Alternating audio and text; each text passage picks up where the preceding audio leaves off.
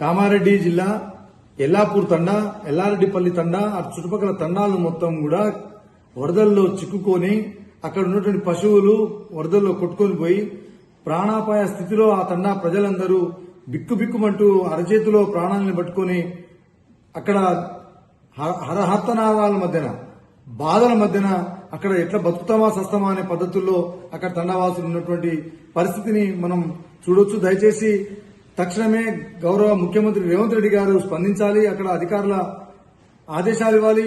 అక్కడ ఉన్నటువంటి సహాయక చర్యలకు ఎవరైతే అక్కడ అందుబాటులో ఉన్నటువంటి వారు ఉన్నారో వాళ్ళకి తక్షణమే ఆ తండాలకు పంపించి ఎల్లాపూర్ తండాను, ఎల్లారెడ్డిపల్లి తండాను, చుట్టుపక్కల తండాలను కాపాడాల్సిందిగా మేము విజ్ఞప్తి చేస్తా ఉన్నాం. అవసరమైతే హెలికాప్టర్లను పంపించి అక్కడి తండా ప్రజలను కనీసం ప్రాణాలను కాపాడే పద్ధతుల్లో ఇప్పటికే ఆస్తులు విపరీతమైనటువంటి ఇబ్బందికరమైనటువంటి పరిస్థితులు నెలకొన్నాయి.